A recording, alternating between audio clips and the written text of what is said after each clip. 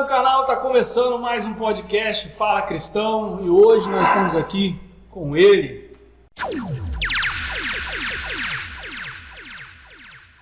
o Marcos. O Marcos é psicólogo, galera, e ele vai falar um pouco dessa faceta dele aí, vai falar um pouco pra gente como que é ser um psicólogo e ele, como todos os outros convidados, também é cristão, então como que é essa faceta aí de viver essa dualidade, fala pra gente. Boa noite, galera. Sou psicólogo cristão, vivo né, nessa luta aí que às vezes as pessoas chegam e falam: não, você é psicólogo cristão, como que você faz? Né? E a gente tenta no máximo aí ajudar as pessoas naquilo que é o nosso chamado e eu acho que é também que a gente pode estar dentro do nosso alcance. Você vivendo aí, você estava falando aqui em off aqui que trabalha mais a questão de empresas, né? Isso. Como é que é seu trabalho na prática, assim, com as empresas? Então, vamos lá. Geralmente eu trabalho com comportamento humano, né? Eu sou chamado dentro da empresa para fazer um levantamento do comportamento empresarial. Ou seja, cada empresa ela tem uma cultura e essa cultura às vezes vai envolvendo as pessoas e o comportamento delas. Então eu sou chamado lá para poder tratar esses comportamentos, evoluir as pessoas com treinamentos e tudo mais. E dentro desses treinamentos, dessas avaliações que a gente vai fazendo, a gente vai descobrindo alguns potenciais, algumas pessoas que não se encaixam, e aí é onde a gente faz essa dinâmica, né? Tira uns, colocam outros e assim é o meu trabalho. Mas como que seria? Você vai lá, senta numa cadeirinha, observa todo mundo ou chama todo mundo individual? Como é que é isso? Então, primeiro a gente vai e faz um diagnóstico geral da empresa, né? A gente chega lá, conversa primeiro com os líderes, os donos, depois a gente passa para a parte dos colaboradores. Uhum. Então eu faço um diagnóstico, eu fico um tempo dentro da empresa, observo todos os setores, depois a gente chama cada um, faz um bate-papo ali, faz uns testes psicotécnicos e também aí faz o levantamento mesmo do comportamento geral da empresa. E aí a gente dá o diagnóstico para o dono e a gente cria um plano de ação. O que a gente vai fazer, quais os treinamentos que precisam ser aplicados e assim sucessivamente. Ah, entendi. E você, como é que você caiu de paraquedas nisso? Como é que começou a sua vida até chegar a isso? Era um sonho seu? Como é que era? Vamos lá, Diogo. Minha primeira formação foi administração, né? Sim. Eu sou do interior do Espírito Santo, sou lá de Afonso Cláudio. E eu fui morar no Mato Grosso com meu irmão e a única oportunidade que eu tive lá de começar uma faculdade foi a administração. Então caí de paraquedas, mas na verdade não foi tão de paraquedas porque é uma área que eu gosto muito hoje. E aí comecei a administração, depois foi bem interessante isso, né? Que a minha história é uma história bem de superação em todos os sentidos. Tem várias palestras sobre isso. Queremos esmiuçar isso aí, mas não vai lá. Eu saí de Afonso Cláudio com o intuito, eu gostaria de ser jornalista, né? O meu sonho era ser um William Bonner, mas... Dá uma boa noite. Isso aí. Mas minha família não tinha condições, né? Minha mãe varria a rua, meu pai quebrava pedra. E eu fui para o Mato Grosso, morar quase 4.000 quilômetros, para começar esse sonho. Eu queria estudar, não sabia o que eu queria fazer. Queria jornalismo, mas não dava. Falei, então vamos encarar o que tinha. Sim. E lá no Mato Grosso eu chegava a andar na média de 12 quilômetros, 6 para ir, 6 para voltar, para chegar na faculdade. E fiquei até o 5º período, voltei para o Espírito Santo. Foi onde eu comecei a minha jornada dentro de empresas, né? Trabalhei dentro de uma empresa como estagiário. Lá no Mato Grosso eu já tive bastante experiências, que eu fui... Com 18 anos eu já fui gerente, então foi assim, algo bem intenso que foi mesmo me direcionando para essa área de pessoas. Sim. E aí voltando aqui para o Espírito Santo, eu tive a oportunidade, ganhei uma bolsa de pós-graduação, eu fiz gestão de recursos humanos, depois eu tentei uma bolsa de mestrado e consegui lá na Pontifícia Universidade Católica, no Paraná. E aí fiz o mestrado, logo depois do mestrado tive a oportunidade de doutorado, meu próprio orientador me indicou e eu também entrei no doutorado. Foi onde eu terminei em 2017 o doutorado. Que bacana. E aí é interessante que aqui no Brasil eles não dão muita ênfase nessa questão, né? Quando você fala assim, eu sou doutor, as pessoas, você é especialista em quê?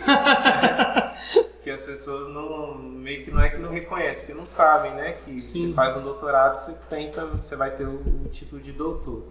Então eu resolvi fazer algo na área de psicologia, que sempre gostei de atuar com pessoas a minha vida inteira, tanto dentro da igreja quanto também na minha vida secular, sempre foi tratando com pessoas, cuidando de pessoas.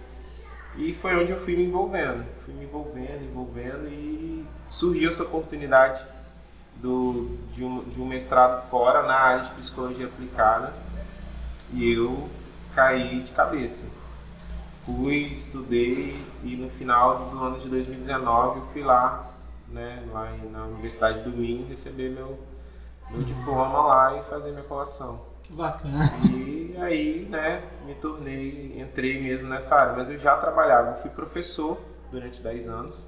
Sim. Atuei em várias áreas da administração. Mas escola pública? Escola Como é que é? pública, dei aula em algumas faculdades privadas aqui na Grande Vitória. Depois eu fui para ser professor da Secretaria de Estado de Educação. Aí fiquei lá por 6 anos dando aula. Fui coordenador de curso técnico, enfim. Uma história assim, a minha história era bem chocante, porque a escola onde eu fui, né, onde as pessoas me conheciam como o filho da Gari, eu voltei como coordenador de educação profissional, que foi lá em Afonso Cláudio. Então eu voltei para lá como um coordenador de educação profissional, única pessoa que tinha mestrado na área. Então eu pleiteei a vaga, fiz um trabalho excelente lá. A minha vida inteira foi sempre superando, trabalhando com pessoas.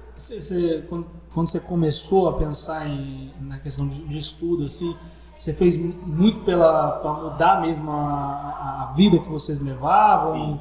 Qual que foi a motivação? A motivação eu falava que eu queria ser um pouco melhor. Eu queria ser melhor, eu queria dar algo melhor para minha família, né? Sim. Então essa foi a minha maior motivação. Não importava o que eu fosse estudar. Tinha um sonho, mas às vezes o sonho ele não vai conciliar com aquilo que você tem de realidade, né? Então você tem que pegar aquilo que você tem de realidade e transformar num sonho novo. E isso foi muito bom para mim, porque hoje eu não me arrependo de tudo que eu fiz, porque eu acredito que eu sempre estive na área certa. E isso, eu olhava, né? Eu lembro que eu ajudava minha mãe a varrer rua lá, eu olhava para a rodoviária, para os ônibus, eu falava, um dia eu saio daqui para poder conquistar o que eu tenho para conquistar, e foi dessa forma. Você falou dos desafios que você passou nesse processo aí, como é que foi esse desafio? Conta pra gente. Então, um dos maiores foi ficar longe da família. Né? Porque morou fora, né? Isso. Que eu fui morar com meu irmão e, assim, fui morar numa cidade chamada Lucas do Rio Verde. Fica dentro da Bacia Amazônica. Então, é uma realidade completamente diferente do que a gente vive aqui. É realmente dentro da Bacia Amazônica. Então, sim, sucuri, tudo que for de bicho tem lá, né? A gente morava dentro de um sítio. E eu era muito medroso nessa época, morri de medo. Ali eu superei muitos medos. Medo de escuro, que eu andava no meio do milho para ir para a faculdade. Medo de bicho, desses bichos aí, tudo que eu encontrava direto lá em casa, às vezes no próprio quintal, às vezes a gente encontrava algumas coisas. Então, assim, eu acredito que eu superei muita coisa e ganhei muita experiência novo. Como eu falei, quando eu entrei na faculdade, meu irmão falou assim, vou te ajudar, vou pagar a mensalidade para você.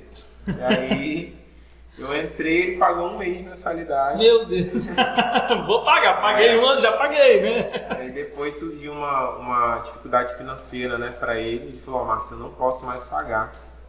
E eu cheguei para minha coordenadora e falei com ela, falei, olha, ele não vai ter mais condições de pagar a faculdade e eu vou ter que sair. Ela falou, não, você não vai sair porque você é um aluno excelente e a gente vai fazer alguma coisa. É o que eu falo, que Deus, quando você coloca algo de meta, né, Deus ele vai abrindo portas e colocando pessoas. Sim. E as coordenadoras olhou para mim e falou assim, você não vai sair, a gente vai fazer o seguinte, se eu arrumar um estágio para você aqui na faculdade, você topa trabalhar para poder pagar a mensalidade? Eu falei, topo. vambora. É isso aí. E aí ela falou, eu vou fazer melhor, eu vou te arrumar um emprego de manhã e um emprego à tarde na faculdade. De manhã você vai ser responsável por um restaurante financeiro. Eu falei assim, mas eu não sei nem o que é isso. Ela falou assim, não se preocupe, não fala que você não sabe, que eu vou te ensinar, só entra lá. E aí foi isso, trabalhava de manhã como um gerente financeiro desse restaurante. Sim. E à tarde eu entrava na faculdade auxiliando também no setor financeiro. Isso em Portugal? Lá no Mato Grosso. Mato Grosso. Isso lá quando eu comecei a administração. Tá. E foi assim que eu comecei, aprendi muito, não sabia nada, nem mexia com computador. E aprendi tudo. Uma coisa que eu sempre coloquei na minha cabeça foi, eu acho que não tem nada que a gente não consiga aprender, a gente tem que ter disponibilidade. Exatamente. Né? Aprendi, fiquei 6 meses nessa correria, saindo de casa 6 da manhã, voltando meia-noite. E foi muito interessante essa história, porque o diretor da faculdade, ninguém se dava bem com ele. Meu Deus. Ele era um cara bem assim, uma pessoa bem né, intensa. Geralmente, né, o cargo que exige isso. Só que ele era uma pessoa muito influente na cidade, enfim. E um dia ele chegou pra mim e falou assim, Marcos, eu preciso de você. Ele tinha insônia, ele dormia um período pouco pela manhã e ficava acordado à noite. E eu trabalhava na faculdade, né, até 7, até entrar, e depois das 11 eu ficava com ele lá, auxiliando mexer nas planilhas financeiras dele. Eu colocava todas as despesas dele nas planilhas. E eu ficava fazendo isso. Fiz isso por várias vezes, não cobrei nenhum real, nunca me deu nada. Nossa. Mas quando ele foi sair para ocupar um cargo na Sadia, que era uma empresa que estava abrindo lá na época, né, montando um frigorífico, ele falou, olha, eu vou levar você junto comigo. Que bacana. Aí ele falou, ó, faz aí, vou te levar. E foi onde começou a minha história. E ele me levou, fui o primeiro funcionário lá. E aí ele já me deu pagando 50% da minha faculdade, me dando um salário que no ano de 2003 eu já ganhava R$ 1.500, né? Então sim. Era um big salário. E assim foi a minha vida, sempre tendo pessoas ao meu lado me elevando de nível. Então, e foi isso até hoje acontece dessa forma. Deus ali moldando, né? Isso aí. Mas como é que foi seu encontro com Deus? Você nasceu num lar cristão ou foi no decorrer da sua vida que você encontrou? Sua família já era cristã? Como é que Não, minha família sempre foi muito católica, né? Interior do estado é o catolicismo que prevalece, então fiz todos os Eucaristia, todo Crisma, tudo, que tinha que passar por tudo. E com 15 anos, 14 anos, eu tinha uma amiga que era de uma igreja, né, na igreja Maranata, e ela me levou para lá e eu me converti lá. Sim. E depois que eu fui para o Mato Grosso, eu fui para Batista, mas aí é aquele detalhe, né? Eu aceitei Jesus, mas não tinha me encontrado com ele ainda. Normalmente é isso. Eu acho que é o processo que todo mundo passa. E lá, longe da família e tendo acesso a tudo que eu tinha, uma vida financeira boa e tudo mais, né? A gente começa a querer desfrutar das coisas que a gente tem acesso. Então, eu queria um celular novo, eu tinha. Eu queria fazer tal coisa, eu tinha, né? Sim. Então, isso ia dando muitas condições. E com 19 anos, eu tive uma experiência muito incrível com Deus. Eu cantava na igreja, eu era... Essa aí você não falou lá no da Priscila. Exclusivo, galera. Outro dom que Deus me deu, que eu também canto, né? Mas é só como hobby, tá? E eu cantava no Ministério de Louvor e sempre fazendo coisa errada. Sempre fazendo coisa errada. Tinha uns amigos muito, né? A gente fala que aqueles amigos que sempre puxam a gente pro lado errado. Já esperava na porta da igreja eu sair pra gente fazer. Amigo da onça. Isso aí. E aí eu tive um sonho um dia. Eu estava dormindo e eu sonhei que Jesus tinha voltado e me chamava e eu não conseguia levantar da minha cama. Nossa. E eu tentava levantar e algo me prendia na cama e eu acordei desesperado, gritando todo mundo. E morava com meu irmão e minha cunhada acordou e eu fiquei, Jesus voltou, eu fiquei, ela falou, voltou não, ela voltou sim. E eu liguei pro pastor 3 horas da manhã para perguntar se Jesus tinha voltado. E a partir daquele dia eu tive uma experiência muito incrível com Deus. Foi no dia que realmente eu vi que eu encontrei Jesus mesmo. Que Ele falou para mim que tinha uma grande obra, mas eu tinha que realmente fazer uma escolha. E eu escolhi, e eu falo que foi a melhor escolha que eu tive na minha vida. Porque a partir daquele momento que eu falei, eu não vou fazer mais coisa errada. Não vou mais viver nesse mundo de prostituição igual eu estava, né?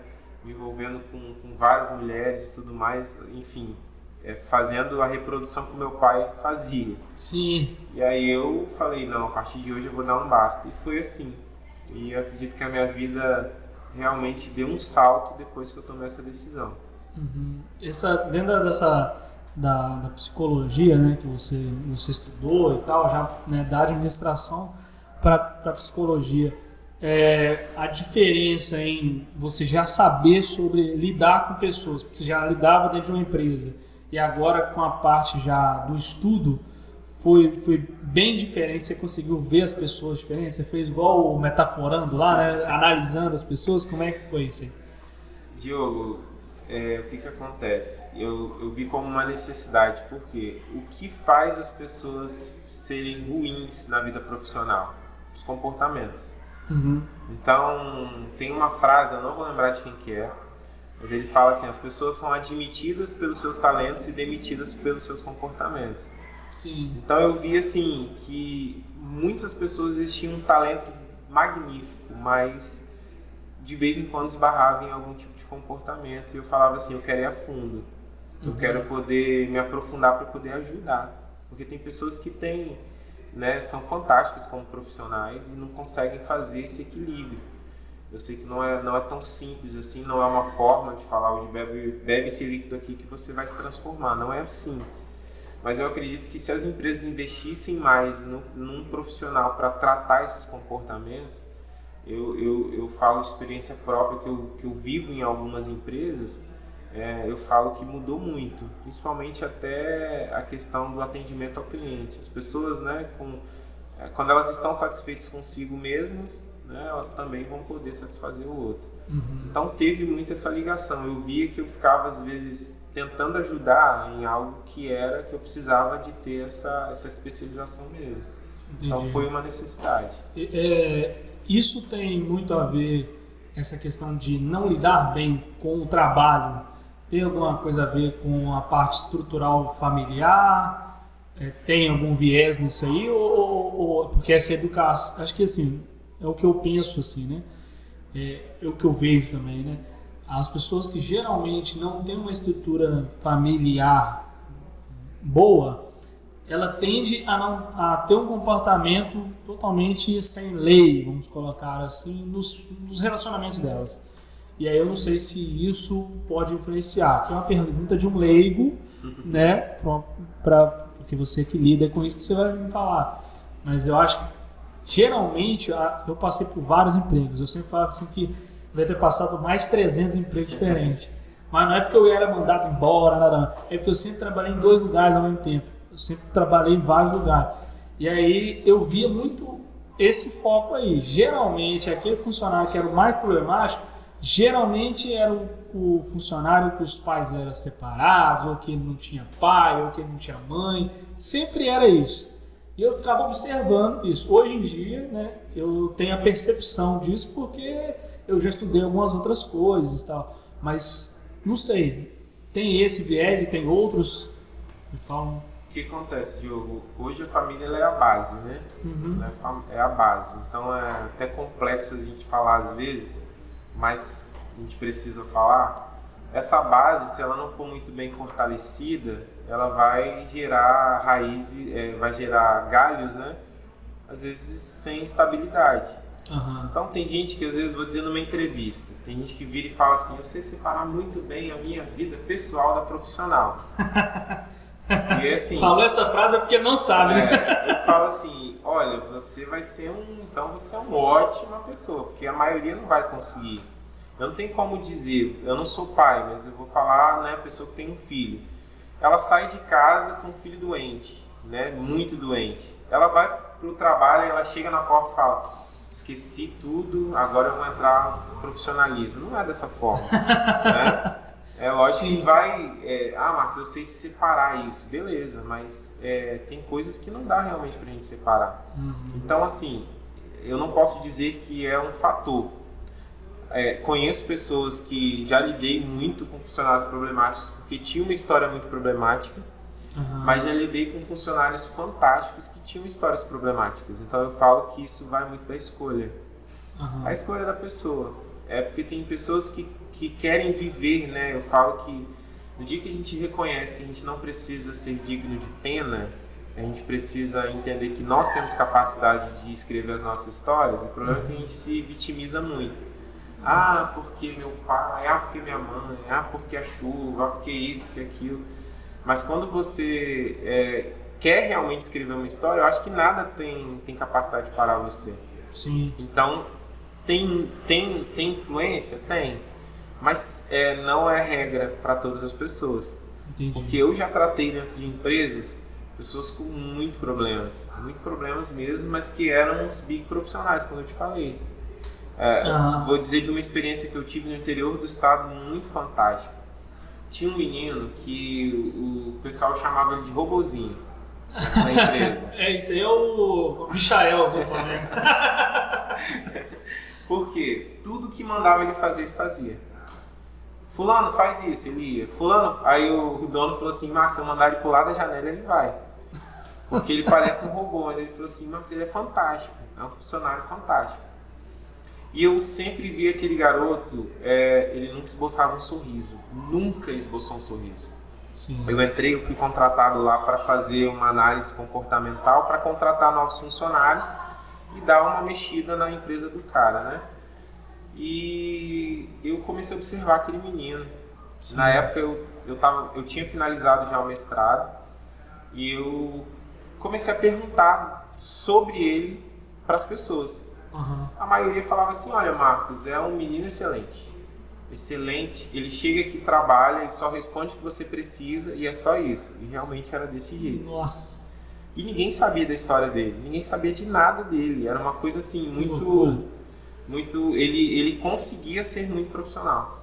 E aí um dia eu sentei com o dono da empresa e falei: olha, eu gostaria de saber sobre fulano, porque o teste dele deu muitas situações de conflitos emocionais e tal, deu algumas situações, e ele falou: olha, eu não vou te contar a história.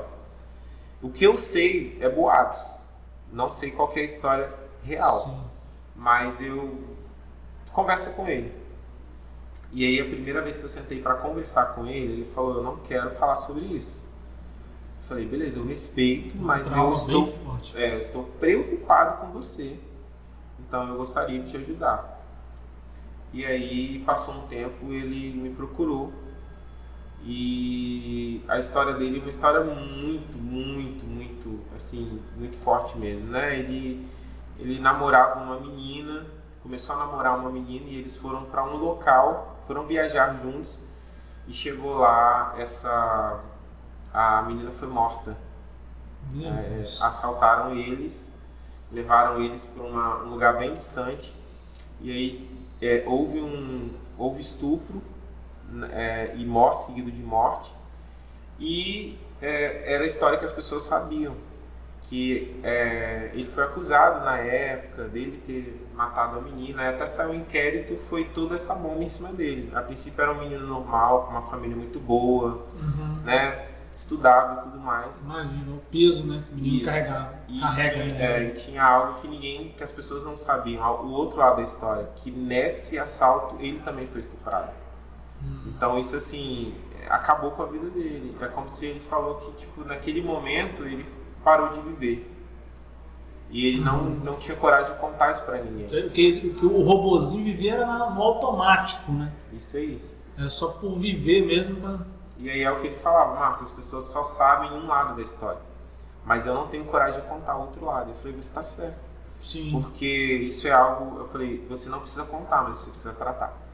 Sim. Falei, você é um funcionário incrível, você tem né? E aí é onde que vem essa questão de que muitas vezes, na maioria das minhas experiências, né, sempre eu deixo o Espírito Santo falar o que eu tenho que falar ali.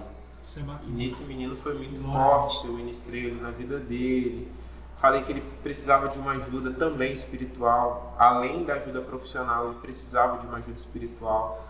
E a gente encaminhou ele para um tratamento, foi muito bacana. Ele fez tratamento por um tempo, foi acompanhado por um pastor de lá da cidade, se converteu. E foi muito bacana porque eu consegui participar até do final da história, que ele se formou, hoje está noivo, ele falava que ele nunca mais ia ter relacionamento. E em conversa com o dono da empresa, ele se tornou hoje um dos gerentes da empresa. Que show! Então, assim, é o que eu falo, a gente não pode deixar algo ruim atrapalhar todo um processo. Né? Por mais que a história é muito difícil. E a maioria das pessoas que você vai ver teve uma história complicada e que leva essa história, né, para dentro de uma vida profissional, sendo que poderiam ser profissionais fantásticos. Show de bola. Eu vejo assim, a sua função aí agora bem ampla, né? Essencial no caso, porque nem sempre alguém que aparenta estar bem, né, ali tem um subconsciente traumatizado e que se não fosse essa análise de comportamento nunca ia, porque para todo mundo passava despercebido, né? Isso aí. Porque tá chegando no horário, tá saindo no horário, tá tudo bem, né? Questão de tá rindo ou não tá rindo, ninguém quer saber. Tá cumprindo, tá fazendo o trabalho, então tá ok, bola para frente. E às vezes não é isso, né? Não é isso, e eu vou te dizer que hoje nós temos muitas pessoas assim, tá? Que não conseguem, hoje com esse boom que nós temos das redes sociais, né? Tipo, eu posso falar o que eu quero, e às vezes não é o momento certo de falar, mas tem muita gente que não consegue falar, então ela vai vivendo, e eu tive, assim, muitas experiências que eu tô escrevendo um livro que se chama Coisa da Vida, na verdade ele já está escrito. Que bacana. Que eu trago histórias reais e que nem sempre tiveram finais felizes, né? Porque a gente gosta de contar, assim, sempre aquele conto de fadas, né? E viveram felizes para sempre. A virada do jogo, igual foi agora. Aí não é assim. Às vezes tem pessoas que elas vão conviver com isso, mas elas vão conviver bem. Muito bem com isso, vão conseguir tratar, né? Lógico, buscando ajuda, elas conseguem tratar. Mas o que eu vejo é que muitas vezes a gente vai colocar, eu falo isso direto nos treinamentos, você passa a maior parte do seu tempo dentro do teu trabalho. Sim. Se você for analisar aí, são 8 horas, 10 horas que... Fora o tempo de deslocamento. Então você passa a maior parte do tempo ali. Então as pessoas que estão ali dentro são mais família do que família que você são as tem que mais te conhecem. Então, e as que te conhecem superficial, né? Porque às vezes as pessoas têm aquela de não abrir, né? Eu não posso abrir a minha vida pro outro, enfim, pode virar fofoca e assim vai. Então a gente tem, assim, todos os dias eu falo que todos os dias eu tenho desafio, porque todos os dias a gente acaba lidando com situações totalmente comportamentos. Sim. As pessoas, né? E aí aquele que não mentia, você pega mentindo, né? Aquele que não fazia tal coisa, acaba fazendo, e aí você vai associando que tem muito a ver. Eu falo que tudo tem um começo na nossa vida, tudo tem um início. E se esse início ele não é bem tratado, ele vai, né, te levando a situações de você sempre voltar lá atrás. Você sempre voltar naquele momento onde começou alguma coisa. Sim. Então a gente vê eu, né, dizendo assim, eu vejo muitos profissionais excelentes, mas que têm um problema às vezes com algo lá no começo. Né? Então, se não tratar isso, a tendência é sempre ter esses momentos de altos e baixos. Aquela pessoa que às vezes está lá com um humor maravilhoso, daqui a pouco abaixo, nada. Isso aí. E você já teve também alguma situação com o patrão também? Muitas vezes. Porque às vezes, igual a gente contou a parte do funcionário, tem também alguma parte que você pode falar pra gente do patrão também, que às vezes também é de cima para baixo, né? Sim. Eu costumo dizer que a empresa, o comportamento, a cultura, ela vai vir de cima para baixo, né? Steve Jobs mesmo, se você for analisar, ele foi demitido várias vezes da própria empresa, porque ele sempre falava, eu odeio pessoas, não consigo trabalhar com elas, mas é o que ele fala, mas infelizmente eu dependo delas. Sim. Então, o que acontece? A maioria das empresas, os comportamentos vêm dos donos. Então, se você for analisar, né, uma empresa que às vezes eu chego, tem empresas que eu chego que o funcionário não dá nem bom dia. E tem empresas que eu chego que os funcionários dão bom dia até demais. Então, você vai analisar que é do dono aquela simpatia, aquela cordialidade, né? Então, assim, tem empresários que eles têm às vezes, muito esse tabu.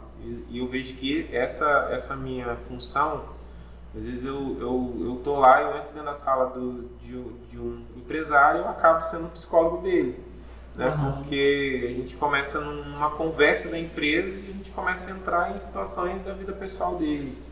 Então isso é muito bacana, mas eu vejo assim que tem pessoas que estão sempre dispostas a tratar. Eu me lembro de uma vez que eu fui para uma reunião com um empresário, né, um cara milionário. E na época eu tinha um Corsa 1.8, um Corsa que hoje, com o preço da gasolina, né, você infartava. E a primeira vez que eu me encontrei com esse cara, ele me levou para almoçar num carro que não tem, era exclusivo. Ele mandou vir, que só tem nos Estados Unidos, um carro da Volkswagen. E eu fui me encontrar com esse cara, um cara muito simpático, e conversando, eu já olhei o carro dele, falei, meu Deus. E o cara vai e me leva na casa dele. A casa dele tinha 3.800 metros quadrados. Jesus Deus. E tinha 14 carros de coleção na garagem. Meu Deus do céu, que é isso? 14. Eu vou falando de Mustang, nós estamos falando de Camaro, nós estamos falando de Maserati, nós estamos falando de umas caminhonetes que ninguém tem no Brasil, enfim. Ele era colecionador mesmo. Colecionador, não sai da garagem. Os carros não saem da garagem. E quando ele começou a me mostrar aquilo, eu falei assim, Deus, o homem tem 14 carros que não tira da garagem. 14 que ele não anda. Que ninguém anda. E eu com um que a cada 100 km é um posto de gasolina. E aí a gente saiu dali da casa dele e fomos pro escritório. E aquele homem começou a falar comigo dos problemas dele. E eu me lembro que depois dele conversar tudo e eu saí dele do história dele, eu falei assim, Senhor, muito obrigado pelo meu Corsa 1.8, pelo que eu tenho, muito obrigado por tudo, porque eu via que era uma pessoa que tinha tudo e não tinha tudo. Sim. Era uma pessoa que não tinha nem paz consigo mesmo, né? E era bem interessante que a esposa também, uma empresária muito bem renomada, e eles não tinham quase nem contato. Então, fiquei ali por um bom tempo, caminhei junto com ele, ajudei ele a conquistar não, a aproveitar o que ele tinha, né? Sim. Porque nem viajar ele não viajava, pra você ter ideia. Nossa. Então, eu falei, vai viajar, vai conhecer outros países, pega sua esposa, vai para lugares. Eu falei, vai aproveitar o que você tem hoje da vida. Porque ele ficava ali vidrado na empresa. Só mais. E a empresa dele já caminhava praticamente sozinho, não dependia mais dele. Só que tinha coisas que não foram tratadas. E era uma fala dele que eu achava muito interessante, que ele falava assim, Marcos, eu fui extremamente pobre. Meus pais não tinham nem comida para dar pra gente. E hoje eu vejo tudo que eu tenho, assim, que eu dou para os meus filhos, eu fico assim, analisando, eu não consigo largar lá atrás. É porque não caiu na real a mudança ainda, né? Era isso? Você tem ideia, o filho dele, de 8 anos, falava inglês muito melhor do que eu, 8 anos de idade. Quando você estava conversar com o menino dava um banho, porque ele já investia, e ele falava, Marcos, só que o que eu não tive lá atrás, eu tento, né, trabalhar tudo isso, mas isso às vezes me impede muito de avançar, porque eu fico lembrando, né, algumas coisas que eu não vivi e tudo mais. Eu falei, então aproveita agora e vive. Eu falei, você não coleciona carro, você não faz tal coisa, assim. Eu falei, agora é o momento de viver. E às vezes, tem muitos assim, tem muitos que não conseguem deixar o que viveu lá atrás, né, para entender que, tipo, ó, hoje eu tô tendo uma condição melhor, hoje a minha empresa está prosperando, a minha empresa está indo, Hoje eu tenho, né, uma capacidade de fazer aquilo que eu já não fazia, mas às vezes não faz porque está preso. Sim. Então acontece muito de a gente ter muitos empresários que são assim fantásticos naquilo que fazem, mas muito traumatizados com muitas coisas. E você sabe, assim, nortear, pelo menos uma das chaves que geralmente acontece para destravar essa pessoa, para ela conseguir desfrutar de tudo que ela tem, ou se geralmente é sempre esse trauma? Eu vejo que às vezes uma das maiores é o medo de perder o que já conquistou. Então, pelo medo de perder, fica ele sempre concentrado muito, nossa, eu preciso cuidar disso aqui, porque se eu perder eu não sei como é que vai ser. Só que às vezes ele tem que parar e analisar, e eu sou muito disso, eu chego numa empresa, eu vou lá mostrar números, né? Eu pego tudo dele, vou lá e mostro, ó, sua empresa está saudável, sua empresa não está saudável, a gente precisa trabalhar assim. Ah, tá, porque você consegue conciliar a parte administrativa com a parte de... Isso aí. Você então, assim, contrata aí, galera, tá passando o Instagram dele aí, ó, segue ele aí, o cara é bom. A gente mostra a saúde financeira para mostrar também que, né, a empresa dele cresceu, a empresa dele evoluiu, às vezes nem ele acredita nisso. Sim. Então, um dos primeiros passos que eu falo é reconhecer o que ele já tem até hoje e não ter esse medo de perder. O medo de crescer. Muitos têm medo de crescer, mas tem uns que já cresceram automaticamente. Sim. E não tem nem ideia de onde já estão, né? Então eu tenho pessoas que já cresceram muito, mas têm a mentalidade de que ainda é pequeno. E eu tenho aqueles que não cresceram e têm a mentalidade, é pequeno, mas tem a mentalidade muito grande, né? Então eu vejo que tudo se esbarra na mente. Entendi. Então o que a gente faz? A gente vai trabalhando. Eu falo que é seguindo um caminho mais longo. Então, às vezes eu entro numa empresa e tem funcionário que fala assim, como é que você conseguiu isso? Eu tô aqui tem tantos anos. Fala, porque você pegou o caminho reto. Geralmente eu faço uma curva para poder né, mostrar que tem como, que dá. Então, é esse caminho mesmo que a gente precisa percorrer junto com eles.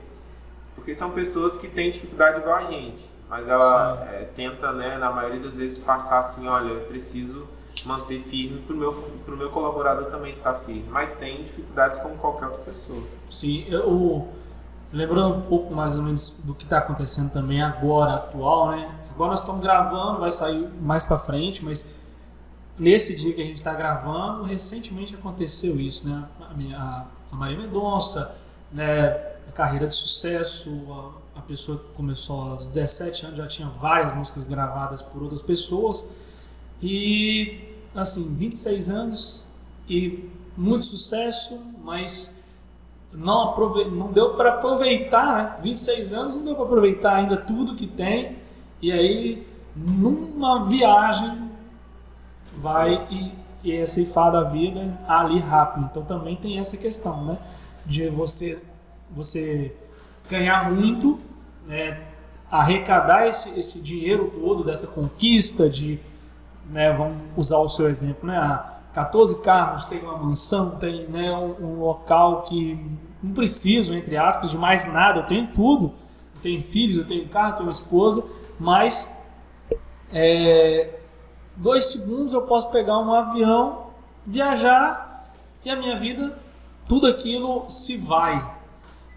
Isso também você usa como argumento para mostrar para essas pessoas ou não, nem toca nesse assunto? Não, sempre. Sempre, né? Recentemente eu cheguei para um cliente e falei assim, olha, eu vi, né, você entra na sala dele, tem um álbum, esses agora digitais, que assim, fica o dia inteiro ele passando foto e não passou todas as fotos. De tantos lugares que ele viajava. Ele sempre foi apaixonado por viajar. E ele teve filhos. Então, assim, pelos filhos estar pequeno e tudo mais, ele assim, parou abruptamente as viagens. E eu virei para ele e falei, olha, você sempre gostou de viajar. E você se interrompeu muito, né, fez assim... Bruscamente. Então... Você gostava, eu falei, volta devagar, falei, não precisa de ir lá para o outro lado do mundo. Vai aqui perto. Falei, vai aqui no estado, daqui a pouco você pega, né, quando estiver um pouco maior, pega um avião. Falei, volta a essa rotina, porque quando você interrompe muito rápido algo, que você gostava de fazer, seu corpo vai sentir, né? A sua mente vai sentir, você vai ficar muito mais estressado, você vai ficar, né? Imagina, do nada você fazia algo e de repente você teve que interromper, lógico, por um bem próprio, que é como ele falou, não, eu fiz isso pelos meus filhos.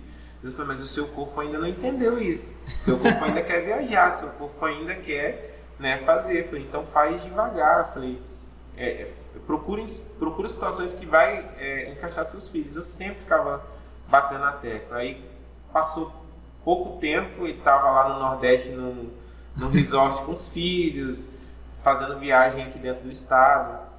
E realmente ele falou isso, ele falou, Marcos, viajar me acalma, me tranquiliza. Eu falei, então você não pode tirar isso de uma vez da sua vida. Então o que acontece? Muitos, eu vou te dizer, Diogo, que não desfrutam. Não desfrutam. Eu me lembro de um que ele tem a própria empresa, ele tem helicópteros, tem jatinho e ele mesmo pilota. Nossa. E uma vez eu fui viajar com ele pilotando, quase infartei, porque eu fui com ele para resolver uma situação em um outro estado e ele foi daqui até lá pilotando um helicóptero ali. E eu numa tensão danada assim com medo, porque na hora de eu entrar no helicóptero, a esposa dele falou assim, você vai viajar com ele? Eu não tenho coragem de viajar com ele. Você é maluco fazer uma viagem dessa aí de 8 horas direto junto com ele, você é maluco. Eu falei, mas vamos lá. E eu fiquei observando e falei pra ele, eu perguntei, né, fiquei até com medo dele jogar a gente dentro do oceano aí, mas tudo bem, eu perguntei, por que você, eu falei, você pilota pra quê? Aí ele falou, porque eu não deixaria uma outra pessoa levar a minha família. Tá sendo, ele não confiar.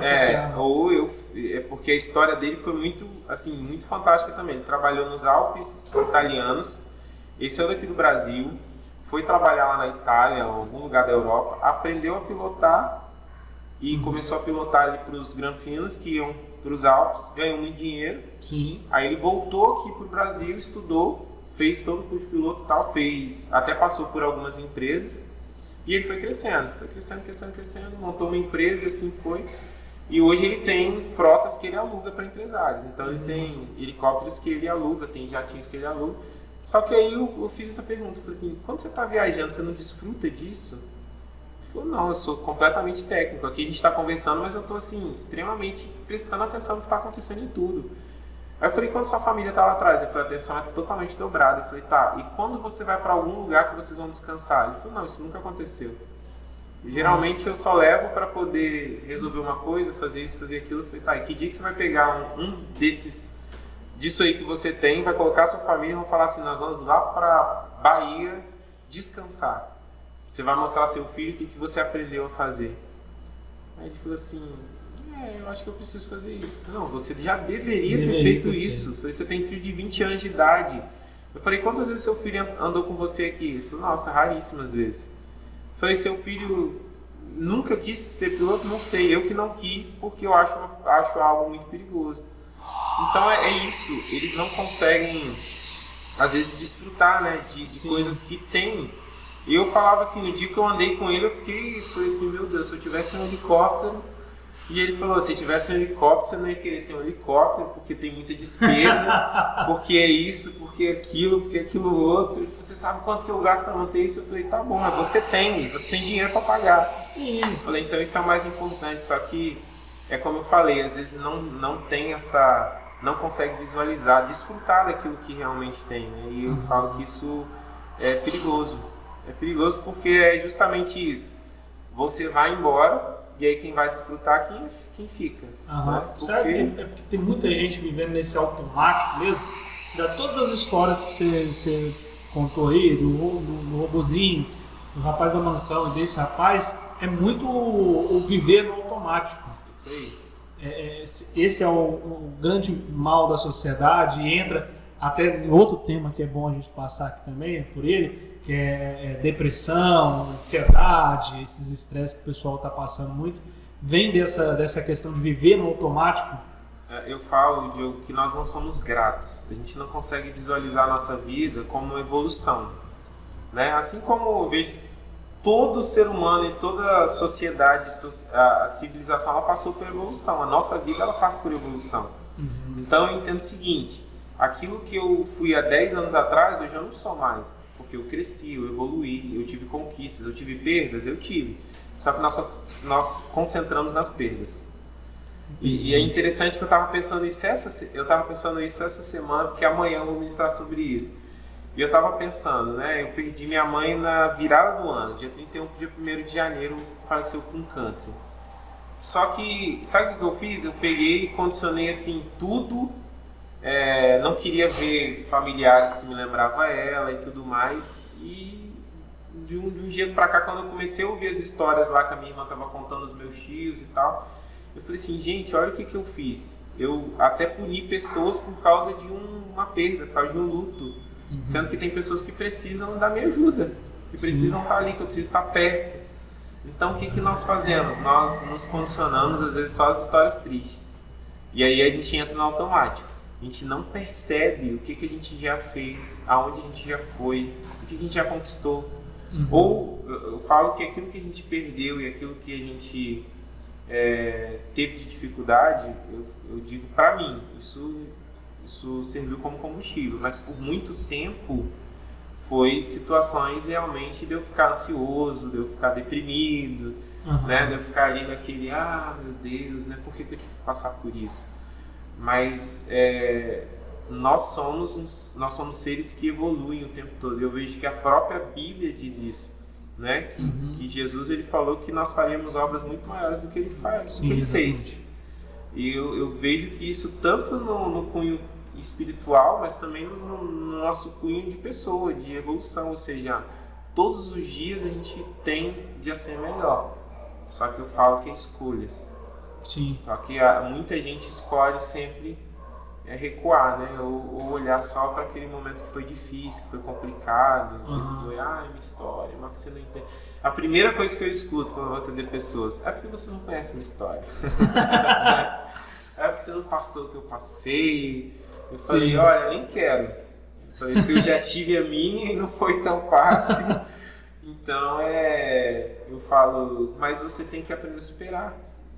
E essa superação, ela não é tão simples como todo mundo pensa, né? Sim. Porque às vezes a gente fala assim, o que foi pro Marcos vai ser pro Diogo. Não vai. Não é o mesmo tempo, não vai ser o mesmo start. Cada um vai ter o seu tempo. O tempo de cura demora de um organismo para o outro, né? Total, e até as experiências, né? Isso eu digo que às vezes a gente fala assim, hoje a ansiedade vou dizer que tá maior do que a depressão hoje. Sim. Vou falar que hoje eu atendo adolescente de 12 anos que tá quase morrendo de ansiedade. Um menino de 12 anos só joga videogame e vai pra escola.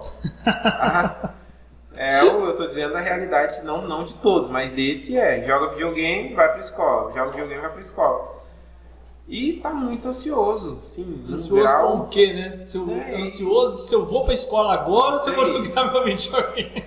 É desse jeito, quando você vai conversar, não, porque, né, já tô pensando no que eu vou cursar, eu falei, mas você tá na 7ª série. Eu falei, você não tá errado. Sim. Você tem que se preocupar. Mas você não tem que deixar isso virar uma doença, como está virando. Então, olha só a condição que a gente está indo para 12 anos, quando eu tinha 12 anos, né, apesar que eu já trabalhava, mas eu me preocupava em me divertir. Exatamente. Né? Hoje os adolescentes já estão preocupados assim, o que eu vou ter, o que eu vou ganhar, como é que vai ser, de que forma, como que... Então isso... ser por causa da questão até da própria rede social, né? Que acaba mostrando um outro menino de 12 anos que também joga videogame e que já tem uma mansão, já tem um setup enorme, já tem ele que banca os pais, aí o menino fica daquela, eu não tenho nada ainda, eu tenho 12 anos igual ele, não tenho nada. Verdade. E a gente tem que tomar cuidado com isso, cara. Hoje essas doenças emocionais, elas têm deixado muita gente prostrada.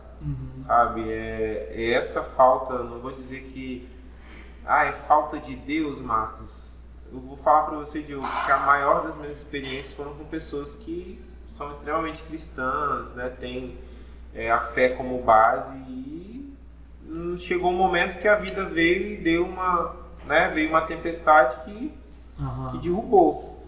Então eu não digo que é pelo fato de acreditar ou não em Deus. né? É pelo fato de que essas questões elas vão vir na nossa vida.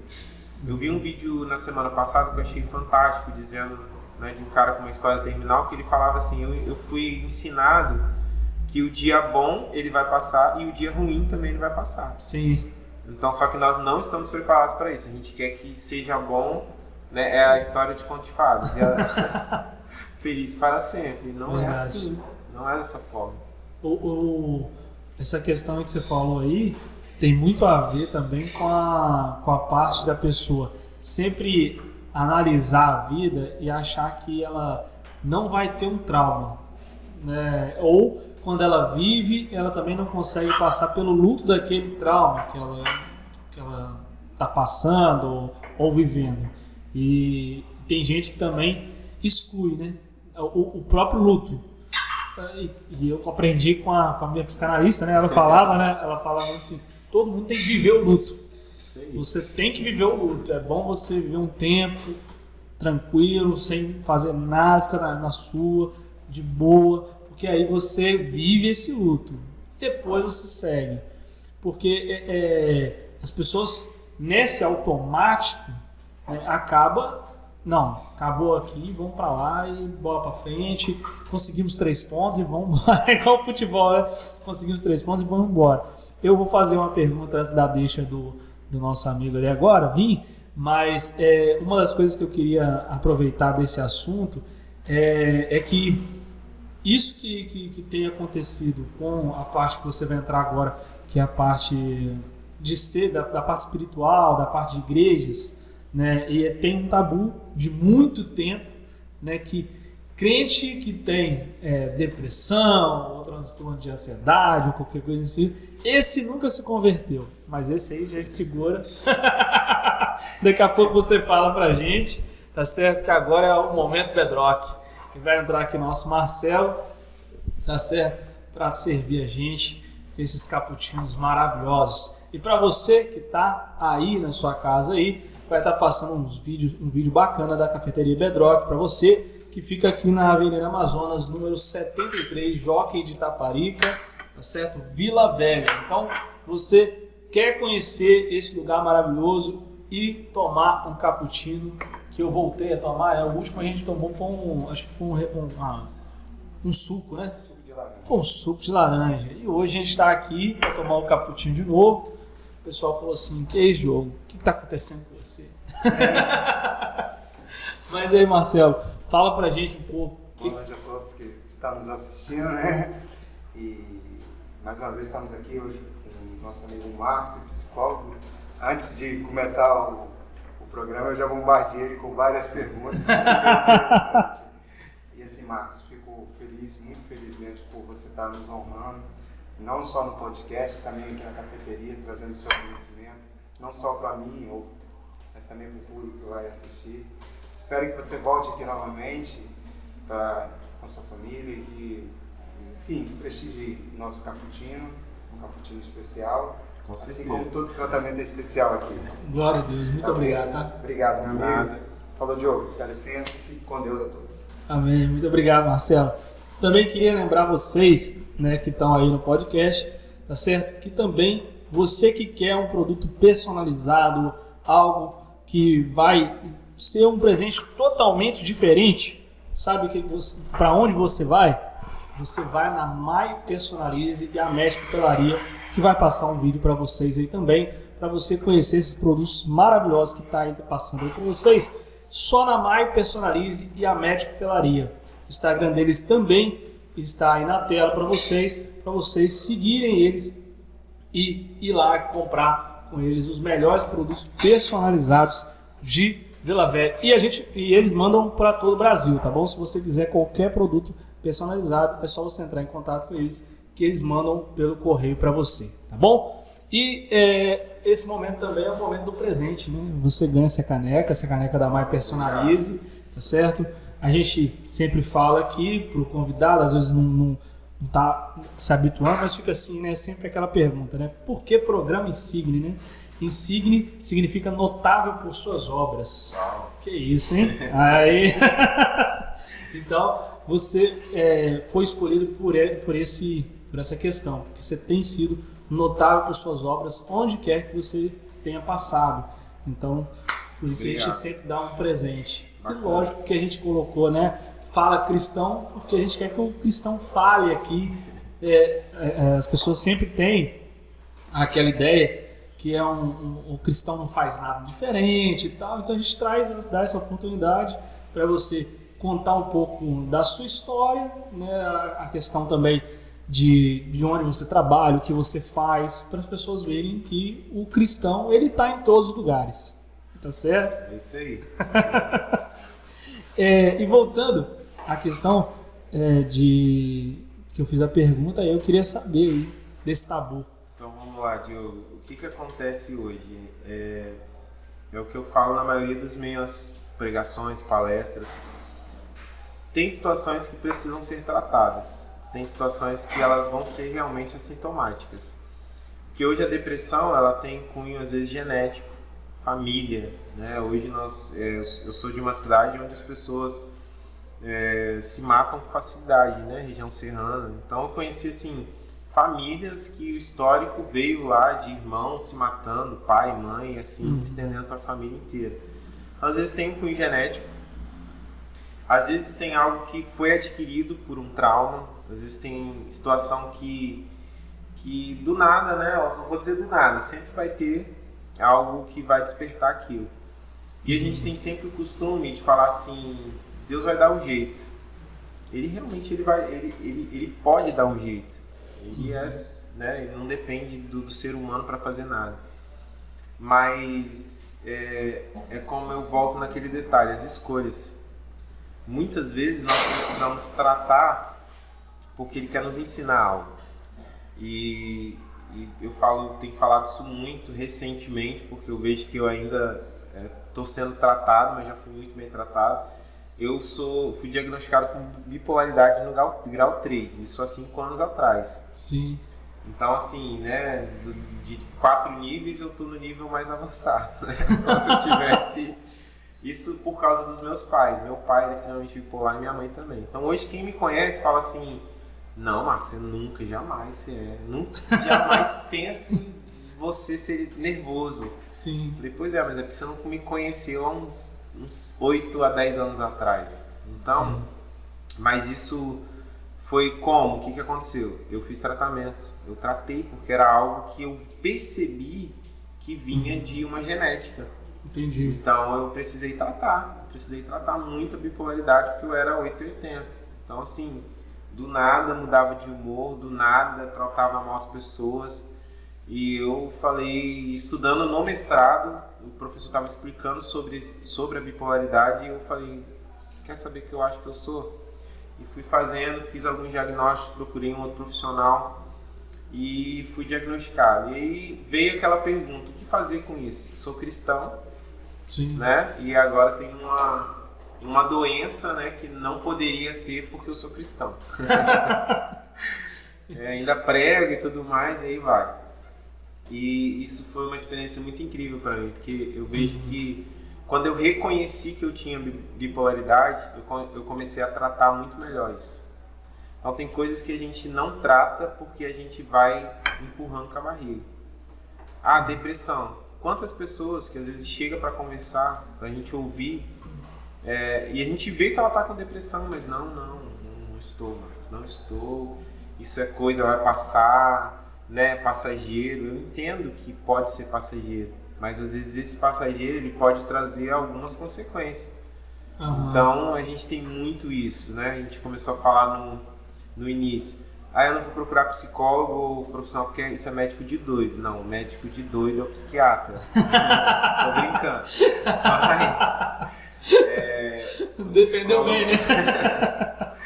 O psicólogo... É porque realmente você vai... só porque ele medica, né? Não, você vai no manicômio, você vai encontrar psiquiatra. Tá, entendi. Então não sei se alguém já teve a oportunidade de ir, né? Eu fui acompanhando uma vez... no antigo Adalto Botelho, você só vai encontrar psiquiatra lá. As pessoas que realmente você vai encontrar pessoas lá completamente surtadas. Vive outra realidade. Isso aí. Então, o psiquiatra ele vai lá para poder tratar, medicar, voltar a pessoa à realidade. Então, o psicólogo, o psicanalista, o terapeuta, ele é para prevenir. E nós temos problema com prevenção.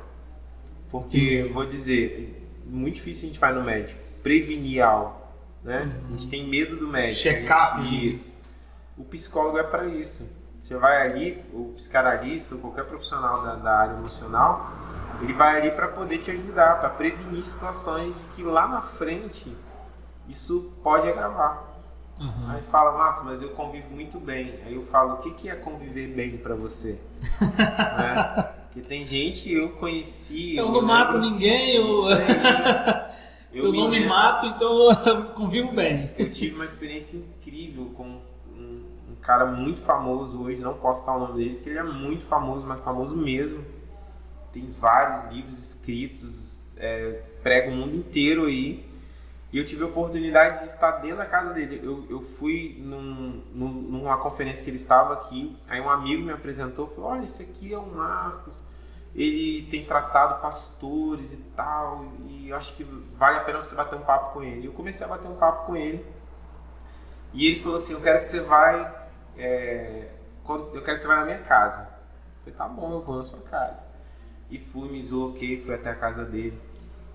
Cheguei lá, um cara que, tipo, aparentemente uma vida maravilhosa, mas estava entrando no estágio de depressão. Porque veio aquelas perguntas, eu não sei se era para eu ser pastor, isso foi algo que eu herdei do meu pai, eu vi meu pai sendo e de repente eu já estava ali dentro, e a igreja dele tem milhares de pessoas.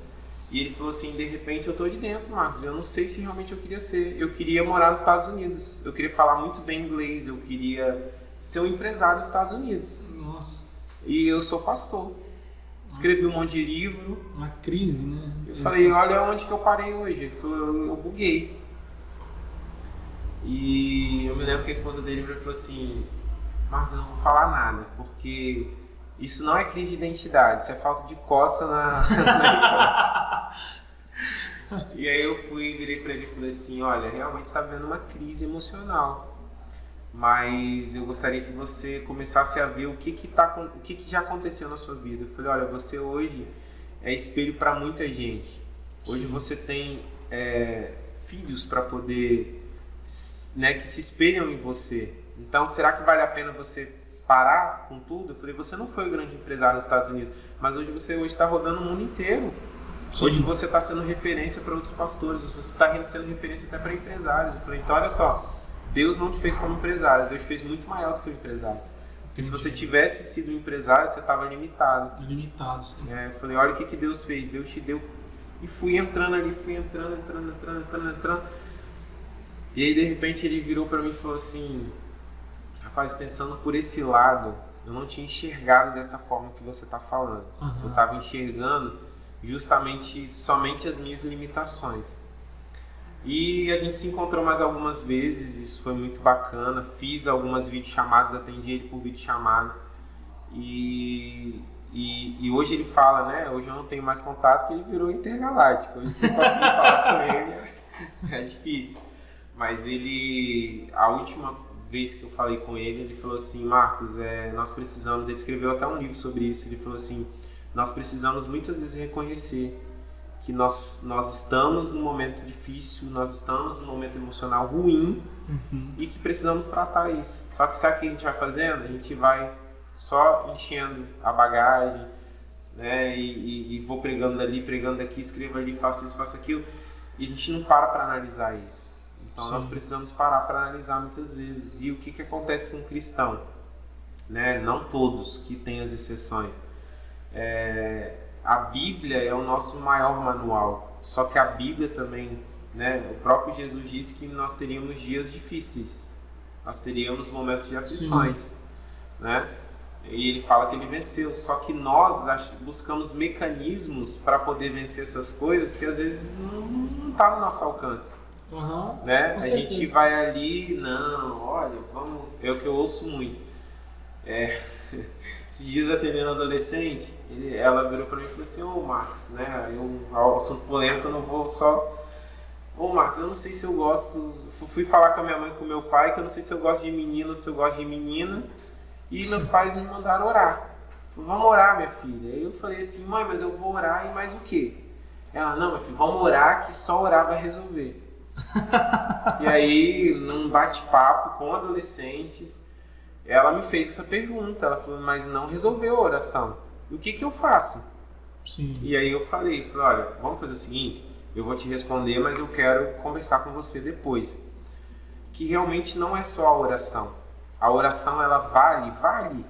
Só que a dúvida que ela estava vivendo ali, ela precisa ser respondida. Ela precisa ser ouvida. Na verdade, não é nem ser respondida, ela precisa ser ouvida. De uma maneira também racional, né? Isso. Olha, né, o pai, eu sei que o pai e a mãe não têm estrutura para ouvir isso de um filho. Então encaminha para alguém, mas não deleta. Por quê? Daqui a pouco essa menina ela entra numa depressão, porque não consegue se encontrar com identidade, né? Não sabe quem é, ou como é, ou de que forma é. E assim vai, só que é isso que a gente faz. A gente pega e fala assim, não, vamos orar. Mas é o que eu costumo dizer, vamos orar. E vamos fazer mais o quê? O que a gente pode fazer para poder auxiliar? Vamos procurar um profissional para poder tratar isso? E muitos não querem. E ainda está muito distante essa questão de o psicólogo, o psicanalista dentro da igreja. Ainda está muito distante essa aproximação de igreja e tratamento, como é que você até falou aí agora, um tratamento antes, né, de prevenção, isso. Esse tratamento de prevenção, de aproximar essas duas fontes, tá longe ainda de acontecer, ou você acha que no futuro próximo isso vai acontecer? Eu sei que tem algumas igrejas que já fazem isso. Eu sempre cito que a Lagoinha já faz isso há muito tempo, né? Porque eu já conheço, eu também eu sou de Minas, e eu lembro disso lá, que lá sempre teve isso, sempre teve pastores na parte só específica disso. Mas eu não conheço outras igrejas que têm esses departamentos desde muito tempo. Outras igrejas agora acho que vêm fazendo. Mas eu queria saber de vocês, você que está dentro da área, né, vai poder falar para a gente se as igrejas estão fazendo essa aproximação, vendo que está aumentando a demanda demais de pessoas doentes dentro da igreja. E que só orar, como você falou, não resolve. Né? Hoje eu vejo muitos pastores, né, buscando a psicanálise, alguns buscando a psicologia para poder ajudar, auxiliar. E eu falo que isso é muito bom, porque hoje nós chegamos num patamar das pessoas sentarem com os próprios pastores. Às vezes os pastores não têm estrutura para poder ouvir tudo isso, porque não sabe a que direcionar, né? É aquele detalhe, nem tudo é demônio. Sim. Né? Que por muito tempo nós tratamos isso. É demônio, vamos expulsar que vai embora. Tá, tem coisa que não é demônio, tem coisa que realmente é algum trauma que a pessoa viveu ou vive. E isso tem muito, eu ouço muito isso, Diogo, eu fico muito preocupado de pessoas que me procuram e falam, Marcos, olha, eu fui conversar com o meu pastor e ele, não soube o que falar, o que fazer. Ele só disse para mim o seguinte, no dia que você aguçar isso na sua vida, eu te expulso da igreja. Meu Deus. Então, não tem... hoje eu vejo assim, tem muitas igrejas que estão investindo, igual eu atendo na minha igreja, 2 vezes por semana, para poder auxiliar também a pedido do meu pastor, para poder auxiliar, ajudá-lo, né, nessas questões que tem pessoas que precisam disso. E eu vejo que é uma necessidade. Algumas também colocam profissionais à disposição para poder estar atendendo. E eu vejo que é um futuro. Aí tem, né, vamos pegar que tem muita gente que vai falar assim, Marcos, mas está fugindo da cristocência. Não está fugindo da cristocência, né? Eu vejo que quando a gente se disponibiliza para pessoas, né, a gente está fazendo aquilo que Jesus faria. Exatamente. Porque ele se disponibilizou para pessoas. Ele né? cuidou de várias pessoas. Isso. E você não vai achar na Bíblia falando lá, ele é um psicólogo, mas quando ele tratou da mulher samaritana, ele estava fazendo isso. Né? Quando ele trata de Pedro, ele estava fazendo isso. É isso aí. Quando ele fala com Nicodemos, a mesma coisa. E não podemos citar aqui um monte. Vários. Eu falo que foi o maior e o melhor psicólogo que existiu. Porque Pedro foi algo assim fantástico. O que Jesus fez com Pedro? Quando ele encontrou com Pedro, ele estava pescando. Sim. E ele, lá no primeiro momento, ele já falou assim, ele já perguntou para Pedro, você quer ser, né? Você vai ser pescador de homens. Quando Pedro acontece toda aquela situação com Pedro, dele negar Jesus, né? Daquela turbulência inteira, Jesus vai lá de encontro com ele de novo quando ele está pescando. Exatamente, é interessante isso, né? Ele voltou, né? Voltou. E é isso que a gente faz. E por fração de dias. Isso aí. Porque a gente quer voltar sempre lá nas nossas frustrações, mas aí Jesus vai lá, encontra com ele e novamente afirma aquilo que ele já sabia que ele era. Né? Querem ser, né? Hoje você não vai ser mais pescador de peixe, você vai ser pescador de homens. Sim. Então eu vejo que a psicologia é isso, né? Não é você mostrar, né? Você chegar ali e dar resposta para a pessoa do que ela vai ser, mas ela reconhecer realmente que ela tem algo para viver, que ela tem algo ainda para poder conquistar. Então a gente precisa tirar um pouquinho dessas travas, né, que a gente tem nos olhos, e entender que muita gente tem histórias, e por trás dessas histórias são histórias assim que eu acredito que tem muita gente que não sobreviveria a essas histórias. E levou por muito tempo sozinho. E esse sozinho, até onde deu, foi o momento em que ela falou assim, agora eu não aguento mais, né?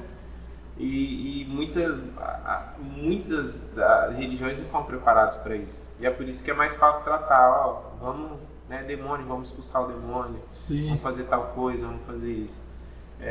Mas nós precisamos realmente tratar aquilo que precisa ser tratado. Eu particularmente, eu fui numa psicanalista aos 30 anos de idade pela primeira vez, e eu fui com esse tabu aí. Não, é coisa de doido ir pra lá, eu tô tranquilo, eu tô normal, não tem nada comigo, não vou. Mas quando eu falei, meu Deus do céu, tô mal. É isso aí. Que aí eu fui vendo, né, vários traumas que eu tinha de infância e que faziam total diferença em como eu levava a vida, em como eu reagia a algumas coisas que as pessoas falavam comigo. E aí, na hora que eu fui vendo, né, que era por causa desse trauma, então, depois que ali conversando com a psicanalista, ela foi mostrando pra mim que era isso, aí toda vez que aconteceu de novo, porque lógico que vai acontecer de novo, toda vez que aconteceu de novo a mesma situação, eu falei, não, eu tenho que reagir diferente, né? E tem até um pouco a ver com aquela questão até que você falou aí sobre me vitimizar. Porque eu posso contar aqui que eu já contei em testemunho, né? Eu tinha uma questão de uma professora na 5ª série, porque eu era um cara que gostava de desenhar e tal, e era uma professora de inglês. Eu era muito bom de inglês na época, né? Assim, tranquilo, tirava 10 nas provas, assim, brincando, sem necessidade nem de estudar. Tinha uma facilidade, não sei o que tinha, mas tinha uma facilidade. Então, quando ela queria explicar as coisas lá, como eu já sabia, eu ficava desenhando, não queria nem saber do que ela estava falando e estava lá desenhando. Aí, do nada, eu não sabia nem o que ela estava falando, eu lá, né, viajando no meu desenho, sei lá o que eu estava fazendo, ou escrevendo poemas, canções, que eu sempre fiz isso. Aí ela virou no meio da sala e falou assim, então, gente, vocês não podem ser como o Diogo ali, ó. Esse menino vai ser um inútil na vida. Fica ali só desenhando, desse jeito na sala dela. Ela falou uma coisa assim, que para uma criança foi muito forte, não é porque porque qualquer criança, na 5ª série, se eu ouvir que você vai ser um inútil na vida, meu Deus, que peso é esse que você colocou na criança? E assim, naquele dia eu fiquei muito revoltado, mas eu não sabia que isso aí tinha feito várias coisas, várias decisões que eu tomei na minha vida foi devido a essa questão desse trauma.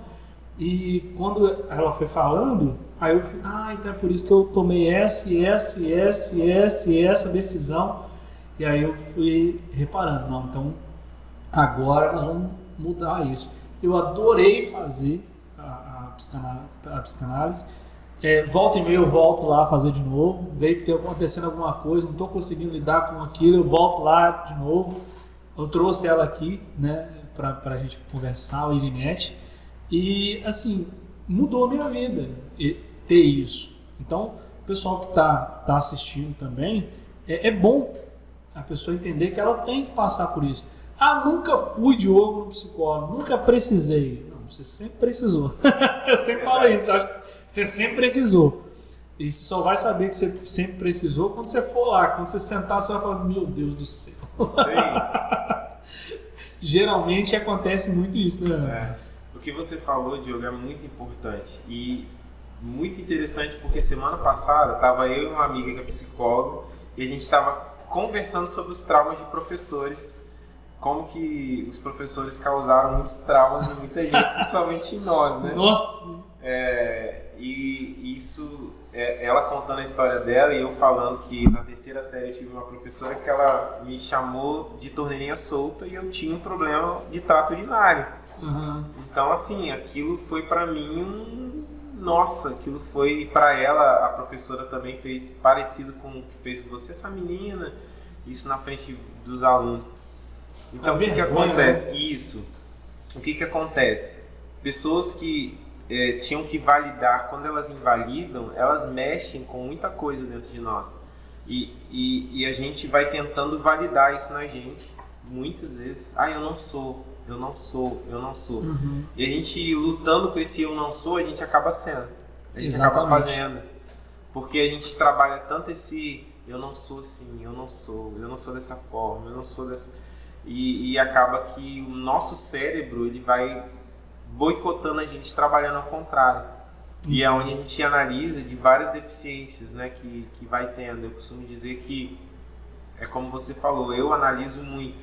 Marcos, você deixou de ser nervoso? Claro que não. Tem dia que no trânsito eu quero ir lá e pular no carro do outro. Mas eu sei que hoje eu tenho controle sobre isso, eu não posso fazer isso. Mas a vontade, ela vai vir. Sim. É a mesma coisa com situações, né, que nos causaram trauma. No meu livro eu escrevo uma história bem parecida com o que você teve. Eu também fui na quinta série. A quinta série é traumatizante. Eu morava no interior do estado.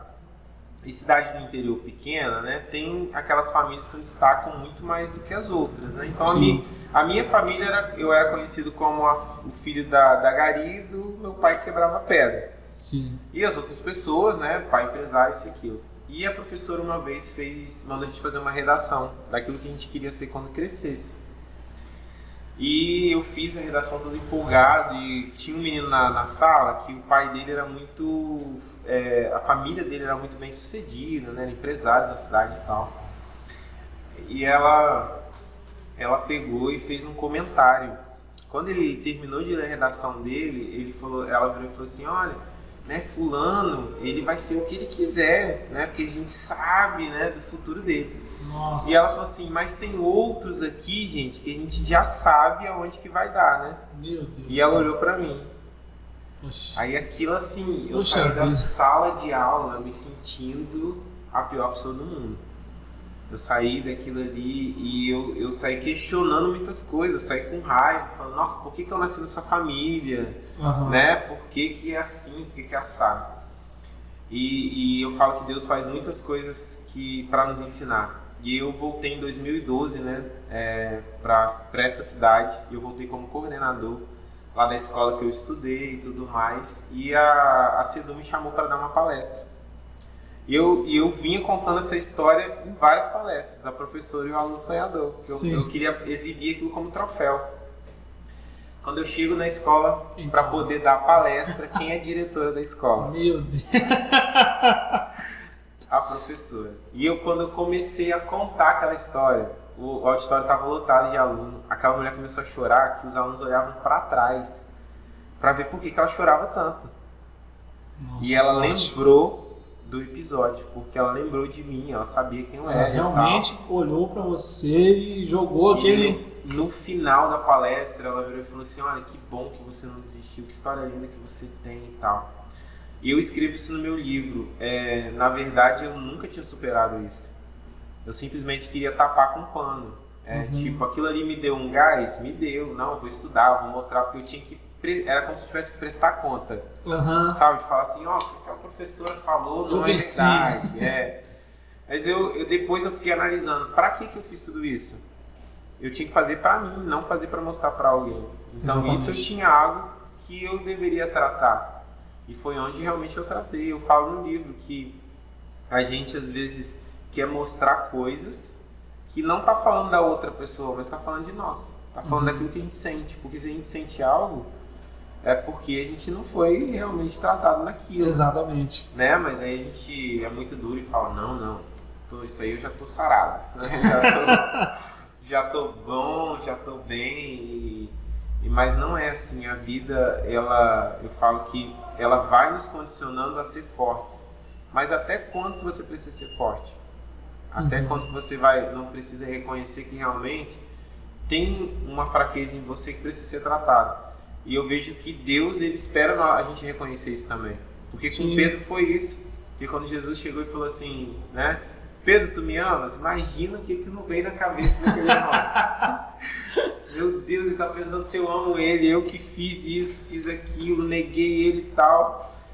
E aí Jesus vai perguntar por 3 vezes. Eles né? falam até que os teólogos aí dizem que as 3 perguntas é porque ele perguntou os 3 amores, né? Isso aí. E para o judeu perguntar 3 vezes é sinal de tortura, né? Sim. Ele precisa de 3 vezes para poder ser afirmado. Então imagina a cabeça de Pedro. E muitas vezes a gente faz isso, a gente faz igual Pedro. Jesus, tá tudo bem? Não, tá ótimo, Deus. Nossa, tá perfeito. E só que a gente sabe que a gente não consegue esconder dele, né? A gente consegue esconder das pessoas. Mas chega uma hora que a gente não consegue mais esconder das pessoas. Né? Isso fica visível. E eu vim por muito tempo tentando fazer isso. Tentando mostrar para alguém que eu tinha que ser bem sucedido, né? Eu tinha que ter uma história para contar. E não era bem assim. Eu estava falando sobre mim. Eu não estava falando da outra pessoa. Eu não estava falando da professora. Eu não estava falando da minha família. Eu estava falando de mim. Quando eu comecei a enxergar isso, eu falei, nossa, eu estou no caminho errado. É aí que a ficha vai caindo e a gente vai se convencendo. Verdade. Eu assim, depois que eu passei por esse processo, eu desconstruí muita coisa na minha vida e eu posso dizer assim de todo o coração, lógico que tem ainda muita coisa ainda para ser tratada, mas eu posso dizer de todo o coração que eu me tornei uma pessoa muito mais clara no que eu estou fazendo, no como eu estou vivendo. Tem um jogo antes de passar por um procedimento de um psicólogo, num psicanalista, que foi no meu caso, e um jogo depois de tudo isso, porque agora a toda fala que a pessoa vem comigo, eu consigo entender o que ela está querendo, né? Tem isso também, que acaba a gente... eu também acabei também passando por um outro processo, né? Que aí o pessoal que está me assistindo aí vai ver lá na Priscila, que eu vou contar esse caso. Vamos deixar o pessoal lá para ver aí no pessoal da TV IBMS, que nós vamos contar lá. Mas tem uma questão que eu passei também dentro do meu casamento, então eu tive que aprender, que é até um transtorno borderline, que a minha ex-esposa teve, então eu tive que aprender a lidar com isso. E quando eu entrei no casamento não existia isso. E aí tipo, foi um negócio meio que acertar na loteria, né? Então eu tive que aprender. Eu sempre falo e vou continuar dizendo isso pro resto da vida, que não foi algo ruim, foi algo bom, porque hoje eu tenho conhecimento disso. Se eu não tivesse passado, eu não ia ter conhecimento. Então foi algo magnífico viver. Foi difícil viver? Logicamente que foi assim, não desejo para ninguém. Tipo, nesse sentido. Não desejo para ninguém, mas eu vejo hoje algo que foi muito bom, porque me capacitou em vários sentidos, aguçaram várias coisas na minha vida, em tratar outras pessoas, em conversar com outras pessoas, em fazer algo, até que meu pastor falava muito, você não pode ver a pessoa só por ela estar aqui. Estou aqui com o Marcos, beleza, ele está falando da vida dele e tal, mas você tem que olhar. E a família do Marcos? Onde ele vive? Como que ele faz? Como é que ele não faz? E aí você depois vai ver o que você vai falar para ele. Né? Porque aquilo ali pode gerar uma consequência totalmente diferente, porque tem todo um por trás. Eu estou falando aqui pelo que eu vivo, né? Mas você vai poder falar um pouco mais sobre isso para a gente ir também para o final aqui. Mas fala aí, é assim isso mesmo? É isso mesmo. Todos nós temos uma história. O nosso problema é que eu falo que a empatia ela é muito falada, mas pouquíssimo praticada. Sim. Porque não é tão fácil você olhar né, com o olhar de outra pessoa, sentir o que a outra pessoa sente. Não é simples assim. Só que realmente a gente precisa cair uma consciência e entender que a outra pessoa também, se você teve uma história às vezes ruim ou uma história traumatizante, a outra pessoa também teve. Sim. Né? E cada um vivendo com o seu da maneira que consegue viver. Mas muitas vezes a gente faz isso, a gente só vê o nosso lado, a gente só vê a nossa dor. E não nos condiciona a dor do outro, porque às vezes tem uma dor muito além, né, daquilo que você está vendo, daquilo que você do que você está imaginando. Então é justamente isso, a gente enxergar que existem outras histórias além da nossa. Eu até sempre falo assim que antes de ficar bravo com alguém, eu sempre penso assim, deve estar com algum problema, vamos esperar ver, porque tem alguma coisa errada aí. E eu era um cara muito explosivo antes. A pessoa falou, já rebatia, já ia em cima. É aquele negócio do cachorro perto do portão, né? Passou, já latia em cima. E depois, né, entendendo um pouco mais que a vida não deve ser assim, e aí eu fui começando a aprender sobre empatia. Eu acho que isso é um plus a mais que Deus me deu, graças a Deus, e que hoje eu consigo viver. Eu ainda sou sanguíneo, mas eu consigo controlar muito. Isso é bom. Ai. Marcos, chegando ao final aqui, a gente sempre tem um ponto que a gente toca, que é o que o Marcos ele quer levar. Nós falamos sobre ser notável por suas obras e tal. Qual que é o legado que o Marcos quer levar com a vida dele, com a palavra dele, com a pregação dele, né, as palestras que você dá, onde você passa? Qual que é o marco assim, que você quer deixar nas pessoas? Eu falo isso para todo mundo que me conhece, é que eu quero deixar a essência de Cristo. Não falar assim, Marcos, como assim a essência de Cristo? Eu tento fazer aquilo que eu penso que ele faria. Isso, às vezes as pessoas falam assim, nossa, mas não existe pessoa como você. Eu ouvi isso semana passada, mas nenhum ser humano faz isso. Mas eu não sou qualquer ser humano. Eu tento fazer, eu fico imaginando o que Cristo faria. E assim, não é só deixar, eu falo que não é só deixar um legado de história, né, daquilo que eu fui como profissional. Eu prefiro deixar mais aquilo que eu fui como pessoa, aquilo que eu estendi a mão, aquilo que eu pude ajudar, aquilo que eu pude fazer, aquilo que eu pude ensinar. Então é isso que eu tenho procurado fazer, em onde eu passo, onde eu vou. E assim, Deus tem sido muito fiel comigo.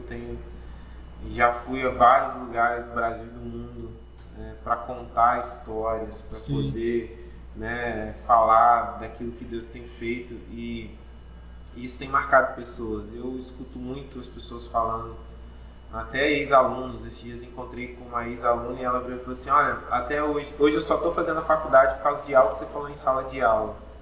E isso é muito gratificante. Bacana. Porque inspira, né? Não foi nada, eu me lembro disso, não foi nada relacionado à matéria, mas eu falei assim, olha, não deixe ninguém ofuscar aquilo que você tem de talento. E eu virei para ela, realmente falei, você é muito inteligente. Eu falei, eu não contento em você estudar qualquer coisa ou viver qualquer coisa, não. Eu falei, você vai conquistar coisas grandes e você vai ser muito famosa na onde você for. E ela está fazendo medicina, está quase formando em medicina e vai para a Europa porque ela conseguiu uma bolsa. E ela me mandou uma mensagem no Facebook e a gente se encontrou para conversar sobre isso. E ela falou assim, por causa de uma fala que você deu. Então o que eu percebo? A sua boca, ela tem o poder de profetizar e tem o poder de destruir. Sim. E eu escolhi profetizar na vida das pessoas e falar que elas vão ser melhores a cada dia. Isso é bacana. Inspirar pessoas é a melhor coisa da face da terra. Você faz com que as pessoas vão para cima, você tem muito e é bacana isso. Tem uma outra pergunta que a gente sempre faz também, que é se você tem uma mensagem assim, que tá mais, que você está vivendo agora mesmo, que você falou assim, essa é a mensagem do momento, é o que Deus tem mais me falado, é o que Deus tem mexido demais comigo e que eu queria expor aqui também. Então, fique à vontade para você falar para o pessoal lá também, né, essa mensagem para que eles possam fixar na mente deles sobre o Marcos. Eu acho que é aprender com as perdas. Nós não estamos acostumados a perder, né? Como eu falei no programa, eu perdi a minha mãe, que era uma base para a minha vida. E perdi, assim, na virada do ano, de 31 para o dia 1º, foi algo muito marcante, porque a gente sempre comemorava isso. E foi algo que Deus cuidou muito de todos os detalhes, mas quando você passa por uma situação, às vezes você não enxerga que Deus realmente está trabalhando junto com você e está junto com você em todos os momentos. Então, algo que eu superei, que eu tenho superado todos os dias, é a questão da perda. Eu tenho aprendido de que a pessoa, né, ela morreu, ela, né, se foi, e eu falo que quem mais sofre é quem fica aqui, porque vivencia tudo isso. Mas eu passei a ver de uma forma diferente. Eu comecei a enxergar tudo de bom que ela fez e tudo de bom que ela sempre construiu aqui, e eu continuo reproduzindo isso. Sim. Eu vejo que é o que tem me confortado muito. Então, nós não estamos acostumados a perder. A gente está acostumado sempre a ganhar, a conquistar isso e aquilo. E quando tem uma perda, que vem uma perda, às vezes a gente até paralisa muitas vezes, né? Sim. E eu tenho aprendido a ser mais forte com as perdas. Então, qualquer um que passou, né, por uma perda, seja de um ente querido, ou de algo na vida até, né? Alguma situação na vida, eu vejo que perdas, todas as perdas, elas são superáveis, né? Mas tem o seu momento certo, como você falou, tem a hora certa, e ela sempre vai te ensinar algo. Com certeza. Então, não significa que você está deixando de... Né, se for uma pessoa, você não está esquecendo a pessoa, mas você está fazendo com que aquilo que ela deixou para você, está continuando a fazer o que ela, né, o que ela fazia. Isso tem me deixado bem confortável nesses últimos tempos que eu tenho vivido, porque foi algo que eu fiquei, imagina, né? Eu fiquei na mesma casa, uma casa grande, e todos os móveis dela ficou de tudo. Então, todo dia eu me condicionava a chegar, a falar assim, o que eu vou fazer com tudo isso? Eu falei, não, preciso ser mais do que essa perda. Então, estou sendo assim, que era uma coisa que eu não tinha passado, né? Então, é algo que eu tenho vivido, que tenho superado, e tem sido muito bacana isso que está acontecendo comigo. Porque o tempo todo você está vendo ela ali, né? Em todos os lugares, né? É bem complicado isso aí. Não posso falar nada, porque eu não passei por nada disso. Mas imagino que... isso vai ser automaticamente a gente vai aprendendo, né? A gente é um ser que, você falou, você é psicólogo, é doutor nessa área, e mesmo assim você também passa por isso, porque é um ser humano como qualquer outro, né? E precisa ser tratado do mesmo jeito que qualquer outro. Isso que é magnífico, né? A gente vê isso porque a gente vê que a gente é igual ao outro. E isso é bacana. Isso é fantástico. O ser humano, às vezes, ele no dia a dia, tem muita gente que trata o outro mal, faz isso, faz aquilo outro, assim, que você fica assim, meu Deus do céu, como é que essa pessoa teve esse tipo de atitude? Só que essa pessoa, ela acaba não vendo que ela é um ser humano qualquer, como qualquer outro, e que isso não pode acontecer dessa forma, né? Mas isso é tempo para todo mundo, né? Verdade. Marcos, muito obrigado pela sua presença, um papo maravilhoso, mais um, né, desses episódios maravilhosos que a gente tem feito. A gente está chegando já aos 30 episódios de uma coisa que a gente começou brincando e agora o pessoal já reconheceu o que a gente está fazendo e está sendo maravilhoso fazer. Então, assim, muito obrigado pela sua presença aqui. Mais um dessa área, que eu acabei me apaixonando por essa área, acabei lendo um monte de coisa. No começo eu só gostava de ler mais a parte da empatia, né, que é o Francis Chan. Sim, Francis Chan. Gostava muito do carequinha. E aí comecei a ler muito ali, e agora eu já comecei a ler outras coisas que são dentro dessa mesma linha de pensamento, porque eu apaixonei em saber, em conhecer pessoas, justamente até porque aqui conversando, né, é bom também, que ajuda bastante a gente entrar em algumas áreas assim, e aprender também a talvez não tocar numa ferida de alguém que, né, a gente tem que ter esse cuidado. Então é muito bacana assim, aprender essa área. Eu me apaixonei e fui chamado para fazer também psicanálise, mas até então não arrumei tempo para fazer, mas eu quero fazer. Eu gostei muito de conhecer, de ver alguns livros, achei bacana essa área. Eu que agradeço aí por ter me chamado, por ter me convidado. É uma honra estar aqui e sempre precisar, estou aí à disposição. Bom demais. Você atende igrejas também? A igreja te chamar para você dar atendimento? Hoje eu tenho, como é que você faz isso aí? Hoje eu tenho um programa chamado Cuidando do Início. Nós temos um seminário que a gente leva, né? A gente já está na 5ª edição, já foi para alguns municípios, algumas igrejas, e é um seminário que a gente trata situações do começo. Ele é bem bacana, então tenho levado para algumas igrejas. O ano que vem tem projetos de ir para outros estados, já tenho convites. E é uma forma que eu vejo de ajudar em massa, né? Porque eu atender ali é um pouco, confesso que eu não tenho muito tempo. Sim. Mas eu vi nesse seminário uma ajuda muito grande para pessoas que têm essas dificuldades, né? De tratar ali o início, de procurar uma ajuda. As pessoas conseguem fazer esse contato só pelo seu Instagram mesmo ou tem alguma outra rede social? Tem o Instagram do Cuidando do Início. Cuidando do Início. Isso. Aí tem lá, a gente sempre posta em qual cidade, que vai ser inclusive em dezembro, agora 17 e 18, nós vamos estar em Santa Maria de Itibá, aqui no estado mesmo. E aí todo onde vai estar, a cidade que tiver ou a igreja que tiver, a gente está postando lá. Ok, então para vocês que estão aí assistindo, você pode estar aí na descrição, vai estar o arroba dele, tanto que já passou na tela, e também o Cuidando do Início também vai estar aí na descrição para você que está aí assistindo, você entrar e acessar também, ok? Então, gente, muito obrigado por vocês terem ficado até aqui, certo? Sigam também aí a Bedrock, a rede social também está passando aí, que é o Instagram deles, @cafeteriabedrock, a Mai Personalize e a Match Papelaria também. Se você não é inscrito no canal, se inscreva aí, deixa o like, compartilha, que vai ter mais vídeos aí também. Tem outros vídeos que a gente vai fazer. Já gravamos, mas está difícil de editar. Meu Deus do céu, é muita coisa.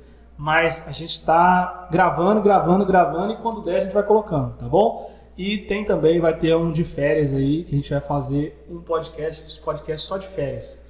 Tá bom? Vou viajar no final do ano e a gente vai estar gravando aí com pessoas fora desse ambiente, em lugares diferentes.